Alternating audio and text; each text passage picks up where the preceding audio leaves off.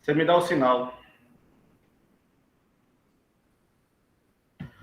Olá, meus irmãos da Igreja Presbiteriana de Souza. É uma alegria muito grande estar aqui com vocês nesse Sinal Verde, projeto esse que eu vi nascer e crescer aí na Igreja Presbiteriana de Souza. É uma alegria estar com vocês, porque de todo esse período que eu participei, se você conseguir aí buscar algumas fotos antigas, você vai ver que tem algumas coisas bem constrangedoras aí do passado. Mas é algo que eu participei do lanchinho, da bandinha, do teatro, e nunca passou pela minha mente que um dia eu estaria aqui trazendo e meditando na palavra do Senhor com vocês. Espero que seja uma tarde produtiva, abençoada, e que Deus possa estar falando aos nossos corações através da sua palavra. Por isso, eu fiquei com a responsabilidade de falar sobre o tema Figueiras secas na mão do Criador, baseado aí em Mateus capítulo 21, do verso 18 ao verso 22.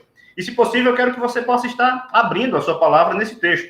Vamos ler aqui, de forma inicial, o texto de Mateus capítulo 21, do verso 18 ao verso 22, que ele nos diz o seguinte: cedo de manhã, ao voltar para a cidade, teve fome, e vendo uma figueira à beira do caminho, aproximou-se dela, e não tendo achado senão folhas, disse-lhes: nunca mais nasça fruto de ti. E a figueira secou imediatamente.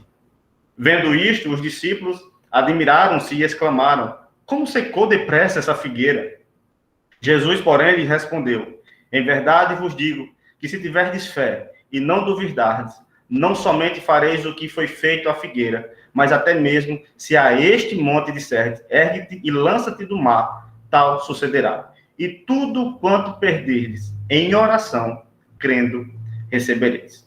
Veja, irmãos, que o que nós temos aqui é algo bastante interessante. Se você olhar aí os versículos anteriores, você vai encontrar que Jesus realizou nessa passagem, ou podemos dizer assim, nessa sessão, você percebe que Cristo realizou dois atos de julgamento.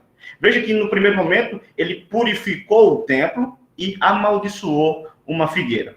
Veja que ambos os atos de julgamentos feitos pelo nosso Senhor revelaram a total hipocrisia de Israel. O templo era um covil de salteadores aí, e a nação aqui, que está sendo simbolizada pela figueira, não produzia frutos. A corrupção interior do povo, da nação de Israel, e a ausência de frutos exteriores era evidência da hipocrisia aqui do povo. Então veja, meus irmãos e irmãs, que assim como a árvore que possuía folhas, mas não frutos, também Israel tinha uma vida religiosa, mas não possuía aqui, como podemos ver, uma experiência prática de fé que resultasse no viver piedoso. Talvez você, jovem, que está me ouvindo aí sentado nessa tarde, porque, diga-se de passagem, é algo bem desafiador trazer a mensagem aí no período da tarde, depois que você almoçou. Talvez você esteja já querendo dormir nesse momento, mas que Deus nos ajude aqui nesse processo, você não caia no sono, mas que você possa estar com o seu olhar fixo e o seu coração atento na palavra de Deus. Talvez você esteja nessa mesma situação aqui como Israel. Talvez a sua situação hoje é essa árvore cheia de folhas, mas com pouco fruto. Talvez você seja da mesma forma como o Senhor olha para Israel e diz assim: tem uma vida religiosa, mas não possui prática de fé. Não possui prática de fé que resulte num viver piedoso. Talvez, olhando para você, os de fora, ou talvez até mesmo o povo da igreja, possa chegar à seguinte conclusão: olha só, que esse jovem é uma bênção. Ele canta no louvor, ou ele toca, ele participa da EBD, ele está no culto, ele não perde um sinal verde, ele participa das programações dos jovens. Quando olha para você, por fora, é uma folhagem bonita, robusta, linda. Mas quando olha para dentro de você, o que é que o Senhor vê? Não vê prática de fé, nem tipo de fé que resulte em um viver piedoso. Será que você é uma árvore com fruto? Ou é uma árvore apenas com folhas? Ou você é uma figueira seca na mão do Criador? Por isso, meus irmãos, olhando para esse cenário que o Senhor nos mostra aqui no Evangelho de Mateus, onde ele joga e mostra esses atos de julgamento, onde num momento ele purifica o templo, no outro momento ele amaldiçoa a figueira, mas em ambos os momentos ele transmite uma mensagem para Israel de algo muito profundo e que merece a nossa atenção. Ele mostra que toda a corrupção interior e toda a ausência de frutos exteriores que eram evidência da hipocrisia do povo. Talvez, meus irmãos, o que nós estejamos precisando hoje é realmente entender quem somos nós no reino de Deus. Ao ouvir a mensagem de julgamento, ao ouvir a mensagem do Senhor dizendo assim, olha, não adianta de nada. Do lado de fora tem muitas folhas, mas não existe fruto. Tem muitas folhas, mas isso não possui uma experiência prática de fé e nem resulta num viver piedoso. Talvez eu e você, por muitos momentos da nossa vida, nós somos essa figueira seca.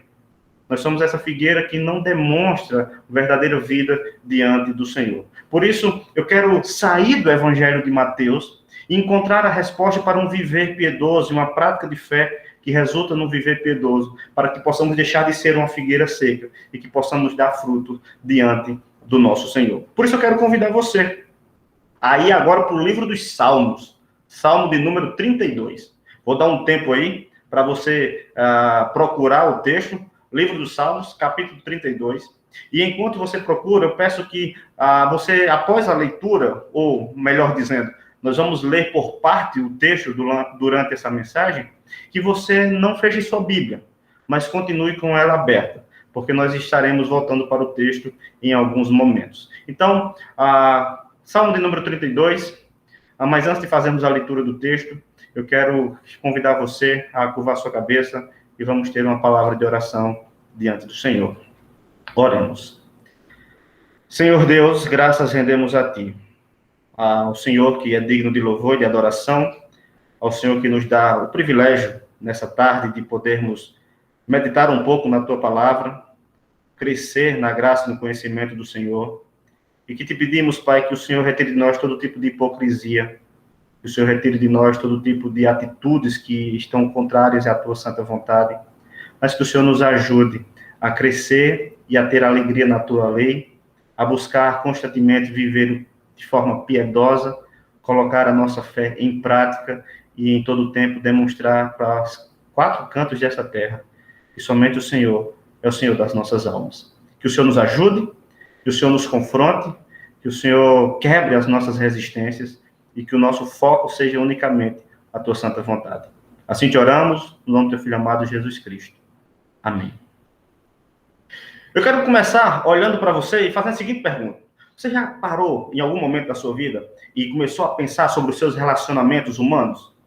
Como é que você tem se relacionado com o seu pai, com a sua mãe, com os seus amigos da escola, da faculdade, do trabalho?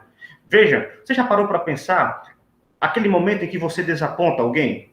Talvez você, com certeza, tenha uma lista olhando para o seu passado, ou talvez aconteceu há pouco tempo, de alguém que cometeu um pecado contra você, lhe desapontou, magoou seu coração. Mas você consegue perceber o contrário? Quando você que desaponta alguém? Você já parou para pensar como esse relacionamento, não quando alguém lhe desaponta, mas quando você é aquele que comete o pecado contra o outro? Como você se relaciona com a pessoa depois disso? Como é que você se comporta diante dela depois que você pecou contra ela, ou que você fez algo que trouxe um tipo de mágoa, rancor no coração do seu próximo? Talvez você é daquele tipo que procura não encontrar. Você quer distância. Você não quer nenhum tipo de contato. Se ver na calçada, você muda de local para não ter que cruzar com ela. Você procura não encontrar com a pessoa depois do ocorrido. Talvez você, em muitos momentos, você fica constrangido e muitas vezes envergonhado por também atitude, porque você é do tipo que, quando erra, reconhece. Realmente reconhece que errou e agora você está muito constrangido e totalmente envergonhado diante daquela situação. Talvez você fique naquela situação de preocupado com a maneira como ele irá lhe tratar. Como é que fulano vai falar comigo depois disso? Qual será a reação dele? O que é que realmente ele vai fazer que possa gerar um tipo de reconciliação? Ou você é do tipo que tenta evitar? Você evita e nunca mais quer contato, e nunca mais quer ter nenhum tipo de entrosamento, nenhum tipo de fala. Que tipo de pessoa é você? Como é que você trata os seus relacionamentos nesse sentido? Se você parar para pensar e fizer uma análise dos seus relacionamentos com o seu próximo, você vai perceber que o nosso relacionamento com Deus muitas vezes, ele funciona de forma muito semelhante. Veja que quando desapontamos Deus, o nosso relacionamento parece rompido. Talvez você, quando desaponta o nosso Deus, quando está em pecado, a sua atitude no primeiro momento é evitar. Para de orar, para de ler a Bíblia, não procura encontrar, se sente envergonhado diante daquela situação.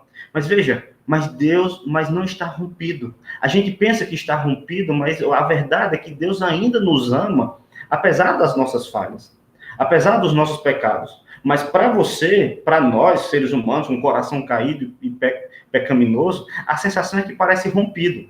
Mas veja que quando voltamos para Deus, a alegria em Deus é uma alegria restabelecida.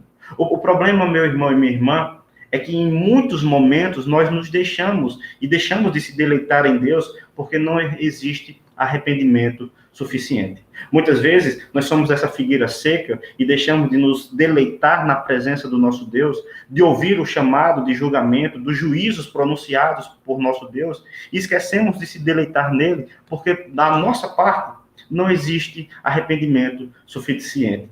Dificilmente essa figueira seca vai ter uma prática de fé.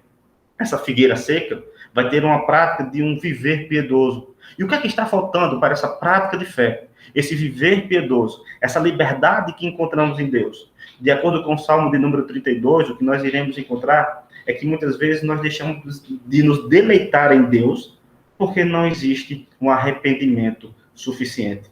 O problema, meu irmão e minha irmã, não é o pecado. O pecado em si não nos priva de Deus. Nós somos pecadores, nós vivemos em um mundo caído, mas o pecado em si, ele não nos priva de Deus. O que nos priva de Deus é uma vida que não existe arrependimento, que não demonstra numa prática de fé, que não demonstra no viver piedoso. E isso, diante de Deus, é uma figueira seca. Mas como eu e você, todos nós nascemos como essa figueira seca, mortos nos nossos delitos e pecados. Para que possamos ter fruto, nós precisamos de uma vida de arrependimento diante do Senhor. Por isso, vamos olhar para o Salmo de número 32 e vamos perceber qual é o grande problema. Veja, muitas vezes você vai perceber que você fica distante de Deus por escolher o pecado no lugar de Deus. Você fica distante de Deus porque você procura se deleitar nas coisas dessa terra e não no Senhor. Você se comporta cada vez mais como uma figueira seca porque você não tem mais deleite em Deus. Você tem deleite no pecado, talvez no seu pecado de estimação. Me mantenho distante por se sentir muitas vezes envergonhado. Mas sabe qual é a solução que nós vamos ver agora? A solução, em ambos os casos, a solução é arrependimento. E nós vamos perceber que arrependimento não é algo divertido. Não é algo prazeroso do ponto de vista humano. Porque o arrependimento, ele requer duas atitudes. A primeira é uma admissão do erro e um não aos prazeres do pecado. Um coração arrependido, ele testifica e afirma cada vez mais que ele confirma o seu erro, confirma o seu pecado, mas ao mesmo tempo ele está dizendo não aos prazeres do pecado. Agora pense em arrependimento como uma porta de acesso aos prazeres de Deus. Pense agora no arrependimento como essa figueira seca que vai poder dar folhas e frutos. Pense agora no arrependimento como um meio que você encontrará um verdadeiro deleite no Senhor. Por isso, nós vamos perceber aqui, olhando para o Salmo de número 32, que nos primeiros versos, do verso 1 ao verso 2, a primeira coisa que ele nos mostra é o segredo da alegria. Se você olhar para o verso 1, diz assim: bem-aventurado aquele cuja iniquidade é perdoada, cujo pecado é coberto. Bem-aventurado, verso 2, bem-aventurado o homem a quem o Senhor não atribui iniquidade e em cujo espírito não há dor. Veja, irmãos, que feliz não é aquele livre de pecado. Veja que o verso número 1 nos diz que bem-aventurado é aquele cuja iniquidade é perdoada e cujo pecado é coberto. Feliz não é aquele perfeito. Feliz não é aquele que não tem erros. Feliz não é aquele que não tem pecado. Mas feliz aqui é aquele que a iniquidade é perdoada e cujo o pecado é coberto. Feliz não é aquele livre de pecado, mas feliz é aquele que tem a sua iniquidade perdoada e cujo pecado é coberto. Talvez você já tenha visto em algum momento da sua vida que a igreja é cheia de hipócrita. A igreja é cheia de pecadores. Não vou para aquela igreja porque aqui tem muita gente cheia de erro. Veja, e a igreja não foi feita para perfeitos. Veja que o verso 1 nos mostra que o segredo da alegria não é a perfeição, mas perdão. O bem-aventurado não é aquele que encontra a perfeição nessa terra. O bem-aventurado é aquele que encontra perdão, não nas coisas dessa terra, mas no Senhor, porque o pecado é coberto. Entenda que nossos pecados são creditados a Cristo, a Ele, e os carrega totalmente na cruz. O entender a mensagem do Evangelho é entender que o segredo não é perfeição, mas o segredo do nosso comunhão com o Senhor, de uma figueira para não ser seca, mas cheia de fruto, não é encontrar a perfeição, mas é encontrar perdão. Veja o que é que Davi diz aqui. No verso 2, ele vai dizer: bem-aventurado o homem a quem o Senhor não atribui iniquidade, e em cujo espírito não há dolo. Sendo assim, você pode olhar e dizer assim: então qual é o problema? Por que não experimentamos mais dessa felicidade? Por que não desfrutamos mais desse deleite que o salmista está dizendo aqui? Pastor, se você olhar para a minha vida, você vai ver que é muita tristeza. Eu não consigo passar no vestibular, eu não consigo arrumar um emprego, eu não consigo encontrar uma namorada, eu não consigo casar, eu não consigo nada. Qual o problema para encontrar o verdadeiro deleite? Qual o problema para encontrar a verdadeira felicidade? Aqui, meu irmão, que diz que a verdadeira felicidade não está nas coisas dessa terra, nem tampouco está numa vida perfeita. Mas a felicidade se encontra naquele que encontra perdão, naquele cuja iniquidade é perdoada, naquele cujo pecado é coberto. Veja que pecados não confessados, eles vão arruinar o nosso deleite em Deus. Veja que o verso 3, ele vai dizer o seguinte: enquanto calei os meus pecados, envelheceram os meus ossos pelos meus constantes gemidos todos os dias. Veja que pecados não confessados, eles vão arruinar a nossa alegria e o nosso deleite no nosso Deus. É assim que Davi descreve sua própria experiência. É assim que Davi mostra da alegria perdida. Enquanto calei os meus pecados, envelheceram os meus ossos pelos meus constantes gemidos todos os dias. Sabe por que, jovem, você ainda continua uma figueira seca? Sabe por que você ainda continua essa árvore que só tem folhas, que demonstra realmente uma vida de religioso, mas sem nenhum tipo de compromisso com o Senhor? É porque existem pecados dentro do nosso coração que precisam ser confessados. Enquanto não confessarmos os nossos pecados, isso vai arruinar o nosso deleite em Deus. Veja, você pode ser aqui, jovem, homem ou mulher, você pode ser um especialista em esconder pecados dos outros. Talvez o conselho da igreja, ele não tenha uma câmera que filme no seu computador, no seu quarto, quando ninguém está vendo.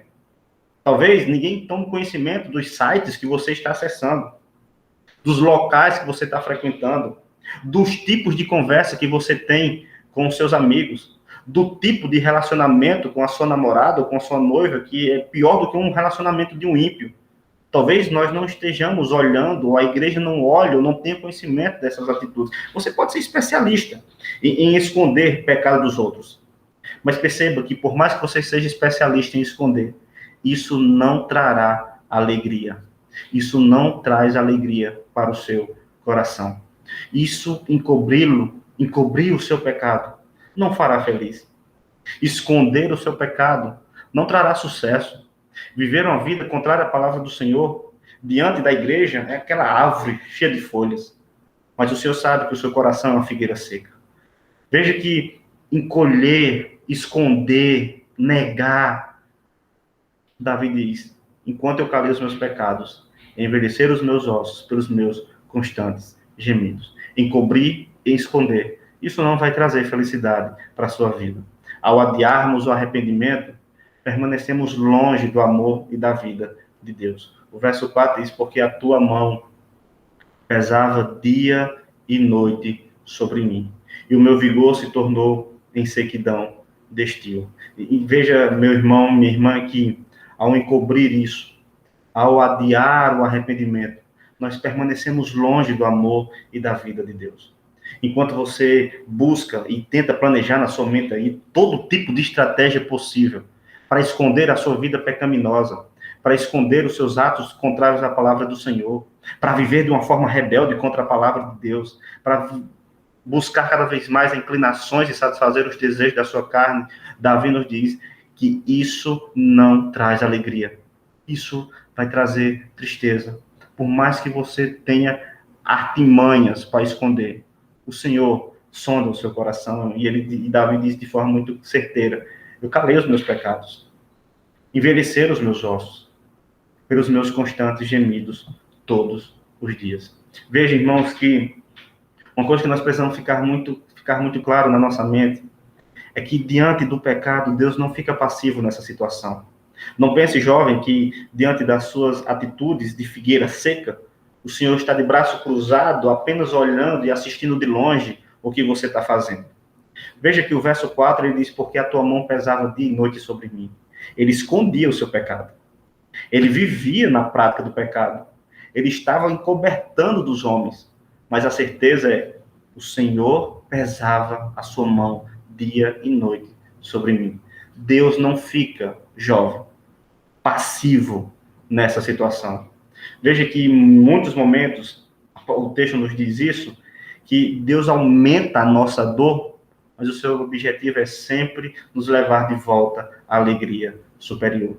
Veja que o texto do verso 4 termina dizendo: e o meu vigor se tornou em sequidão de estio. Veja que a maioria de nós acredita que são pecadores no sentido genérico. Talvez você pense que você realmente acredita que é pecador, no sentido genérico, porque nasceu em pecado, porque isso foi imputado de Adão. Talvez você tenha essa consciência que vive no mundo caído, mas às vezes nós não pensamos que nós pecamos diariamente contra o Senhor.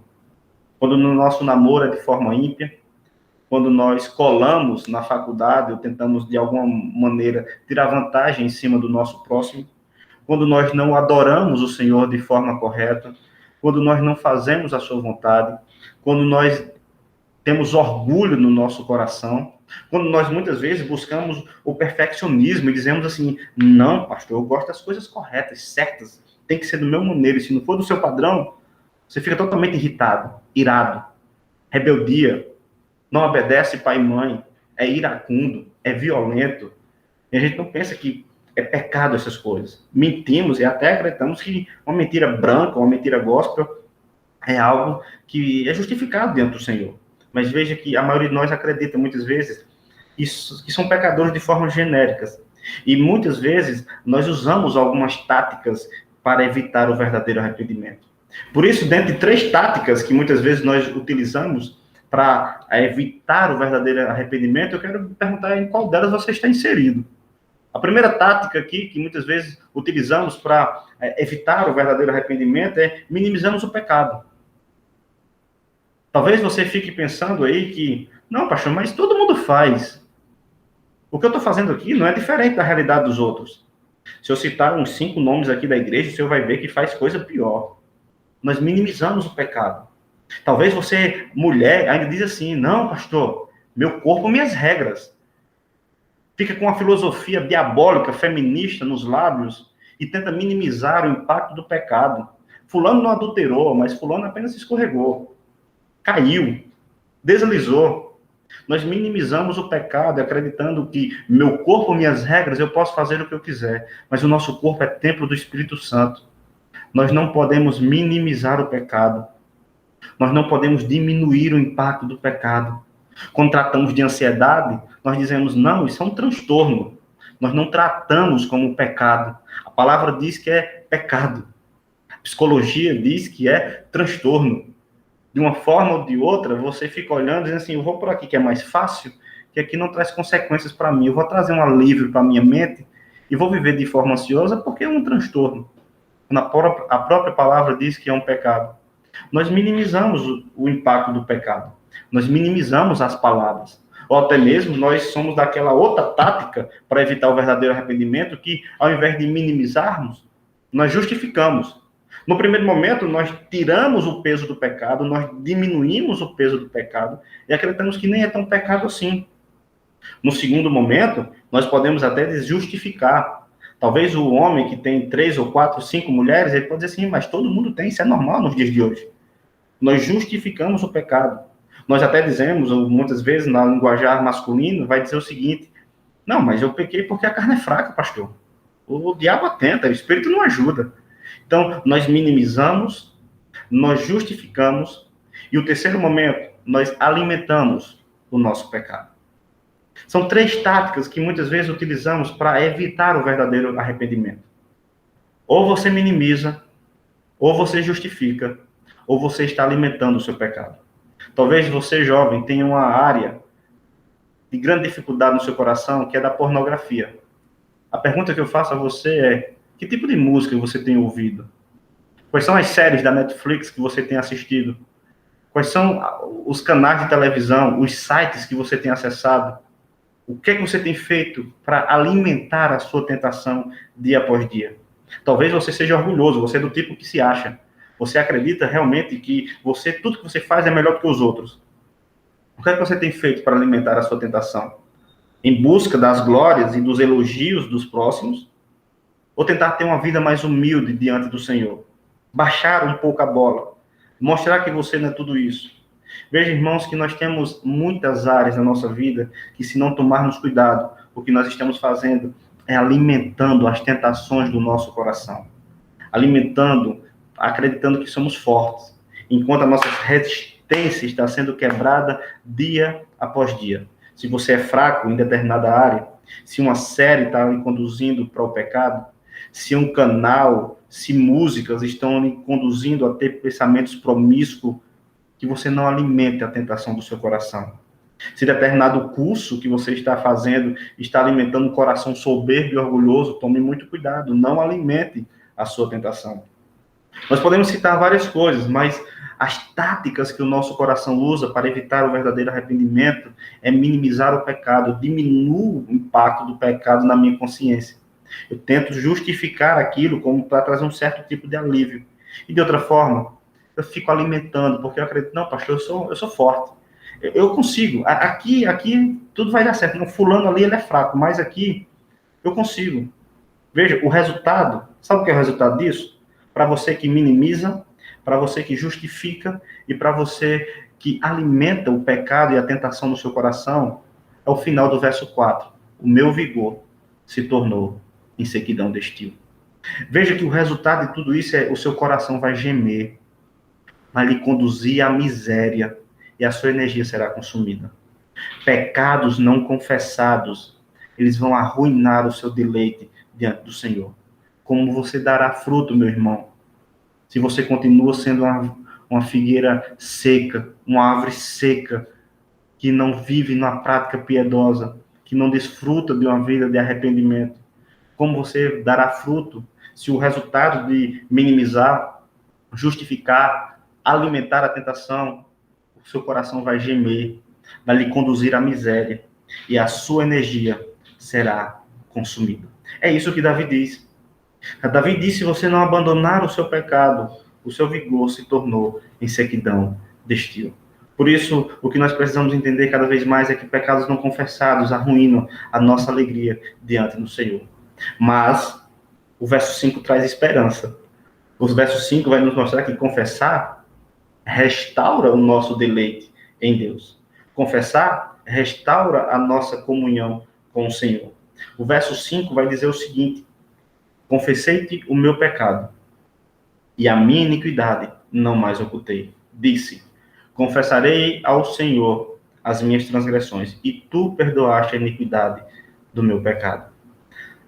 Nós estamos diante aqui do verso 5 de uma solução verdadeira e duradoura. Não é algo passageiro. A alegria de Davi pode se tornar também a sua alegria. A alegria que o salmista está desfrutando pode se tornar a sua.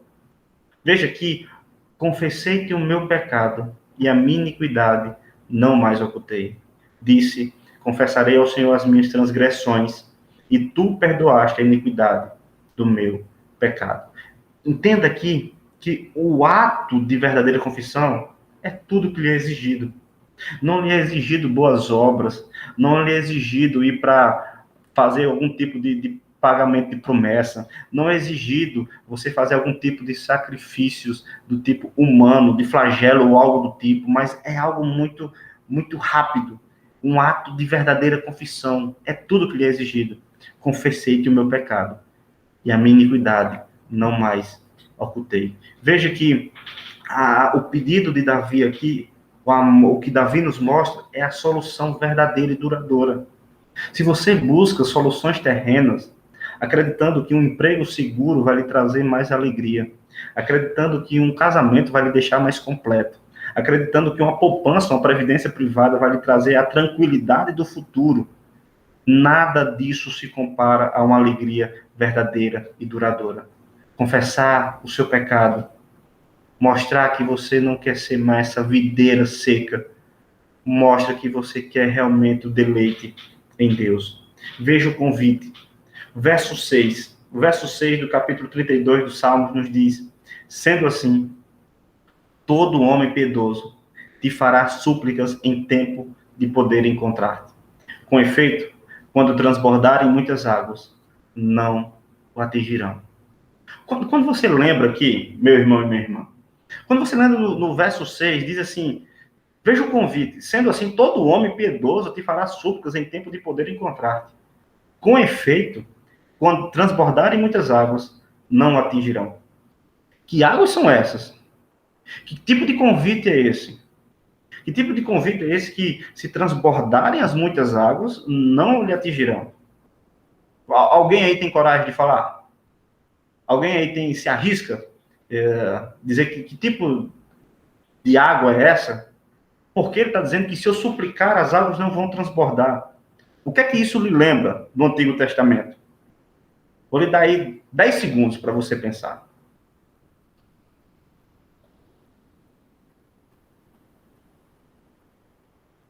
Quem falar o correto aí, Lucas vai pagar um sorvete lá na Marini para vocês. O que é que isso lembra? Lembra do dilúvio de Noé, não lembra? Onde as águas representam o juízo de Deus. Lembra do dilúvio de Noé? Lembra que o dilúvio era um ato do juízo de Deus para o povo que não quis subir na arca, que não acreditou na promessa, que não acreditou no Senhor? A água ali era juízo.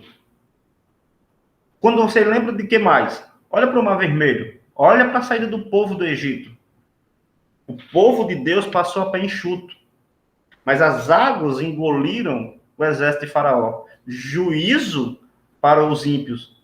Juízo no tempo de Noé. Juízo na saída do Egito. Por isso ele diz o seguinte: quando confessamos, recebemos perdão. E estamos participando da grande história do povo de Deus. Ou seja, sendo assim, todo homem piedoso te fará súplicas em tempo de poder encontrar-te. Com efeito, quando transbordarem muitas águas, não atingirão. Ou seja, quando você confessar, quando você colocar diante dele em súplica e oração, o juízo do Senhor não está sobre a sua cabeça. O juízo do Senhor não irá lhe colocar nas muitas águas. O juízo do Senhor não vai lhe colocar diante de um processo de juízo. Lembra da mensagem de Mateus? O Senhor está dizendo para o povo, o Senhor está olhando para aquela nação que mostrava que era muito bonita do lado de fora, mas internamente era corrompida. O Senhor estava lançando a mensagem de juízo. E Davi está nos mostrando aqui, se você não quer participar desse juízo, se você quer viver longe disso, quando as águas transbordarem, não o atingirão. Mas para isso, suplique. Clame a Deus. Veja, da mesma forma que lá em Noé representava o juízo de Deus, da mesma forma que ao sair do Egito representava o juízo de Deus para o povo. Veja que o verso 7 vai nos mostrar: tu és o meu esconderijo.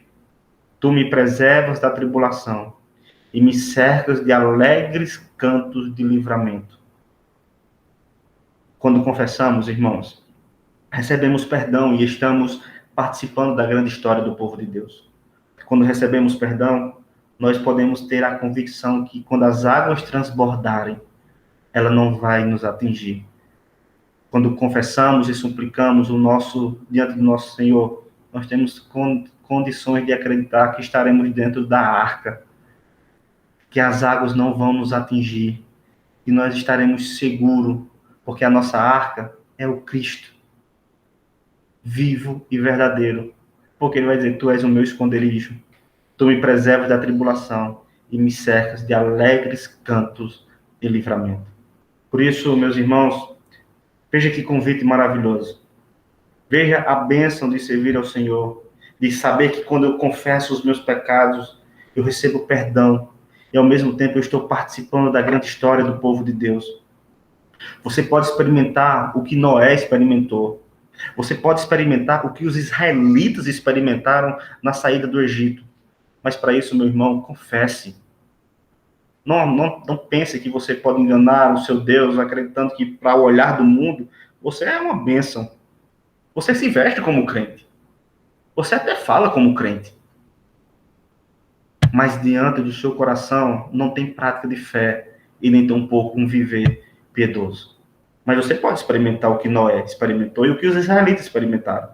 E pode chegar como Davi no verso 7 e dizer: Tu és o meu esconderijo, tu me preservas da tribulação, me cercas de alegres cantos de livramento. Para isso, meu irmão e minha irmã, o texto vai dizer algo, e é o texto que está dizendo, não sou eu. Ele diz assim: não seja como uma mula, não seja teimoso como uma mula. O verso 9 diz: não sejais como o cavalo ou a mula, sem entendimento, os quais com freios e cabrestos são dominados. De outra sorte, não te obedecem. Não seja orgulhoso ao ponto de não admitir sua falha. Não seja orgulhoso ao ponto de assim: não, eu não tenho pecado. Pecado tem um irmão que está aqui do meu lado. Não, pecado tem fulano de tal. Mas eu não tenho pecado. O meu pecado não prejudica ninguém, pastor, só prejudica a mim. Não prejudica o meu próximo, não prejudica meu pai. Eu só estou fazendo mal para mim mesmo. Não seja orgulhoso ao ponto de não admitir sua falha. Não seja como o cavalo ou a mula, sem entendimento. Veja, não fique tão envergonhado também ao ponto de não expor suas falhas. Nós precisamos confessar as nossas falhas. Não fique envergonhado acreditando o que é que vão pensar de mim. O que devem pensar de você é que você é um pecador arrependido. E há graça para quem se arrepende. E há perdão para quem se arrepende. E há evangelho para quem se coloca diante do Senhor. Não fique envergonhado. Apesar que o pecado vai causar essa vergonha no nosso coração, o que deve nos alimentar cada vez mais é saber que, ao expor a nossa falha, nós estamos reconhecendo que não somos nada. Somos essa figueira seca, que precisa ser moldada, transformada, para que possamos dar o fruto de acordo com a vontade do Senhor. Por isso, seja sábio. Venha a Deus, mas venha de forma livre e alegremente, não venha de forma forçada. Talvez o que você esteja procurando aqui, e você só aparece no sinal verde ano a ano, ou você aparece só nos eventos da UMP. O que o Senhor lhe chama hoje é dizer: meu filho, a sua vida de cristão não se resume a eventos. Resume a compromisso com o Evangelho. Não se resume a estar somente no domingo na igreja. Resume compromisso com o Evangelho. Se Deus parece distante, é porque você mantém a distância. É porque muitas vezes você está alimentando a tentação e o seu coração está dividido. Talvez você é do tipo do crente que diz assim: pastor, mas Deus não está me respondendo. Eu peço, clamo, mas eu não escuto ele falar. Ele parece tão distante de mim. Ele parece que está tão longe, parece que não me escuta. A verdade, meu irmão, é que será que Deus não lhe escuta? Ou ele não está lhe respondendo da forma que você quer? Ele não lhe escuta? Ou ele não está lhe dando aquilo que você tanto quer? Acreditando que será bênção, quando ele olha assim: isso é maldição. Se Deus parece distante, é porque você o mantém à distância. Está alimentando a tentação e seu coração está dividido.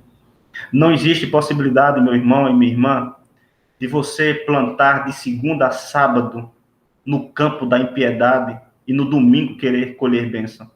Não existe possibilidade se de segunda a sábado você se comporta como um ímpio e no domingo você quer colher as bênçãos do Senhor. Não tem condições que se de segunda a sábado você só vive na prática do pecado e no domingo você diz assim: Senhor, responda as minhas orações. Não tem como plantar no campo da impiedade e querer colher no campo do Senhor. Está alimentando a tentação. Seu coração está dividido. Ele diz: não seja como o cavalo ou a mula, sem entendimento, os quais com freios e cabrejos são dominados. De outra sorte, não te obedecem. O que é que você está alimentando? Aonde o seu coração está dividido? É entre o dinheiro e Deus? É entre o trabalho e Deus? Talvez o seu coração esteja dividido entre um hobby, de uma prática esportiva que você tanto gosta, e que isso tem negociado você estar na casa do Senhor, e que isso tem negociado você ter mais compromisso com o Senhor. Talvez você goste mais de praticar um esporte do que ter uma vida mais de comunhão com o Senhor.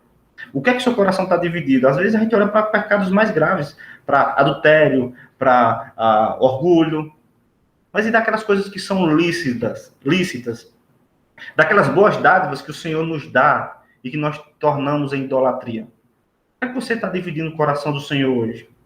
O que é que está deixando você de estar na igreja, na escola dominical, no domingo à noite, porque você acredita que você é um filho de Deus e precisa descansar, ou precisa praticar algum esporte, ou precisa fazer outra coisa a não ser estar na escola dominical ou no Senhor? Você está alimentando uma tentação, ele está lhe conduzindo cada vez mais para distante do Senhor.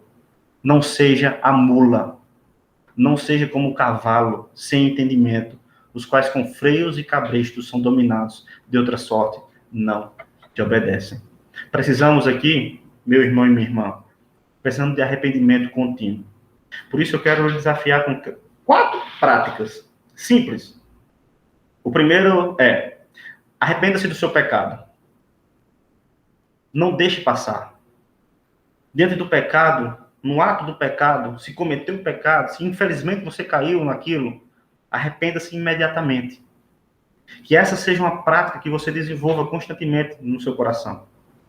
Não deixe passar. Não deixe aquilo como... Não minimize, não justifique, mas se arrependa. Segundo, arrependa-se de toda tentação.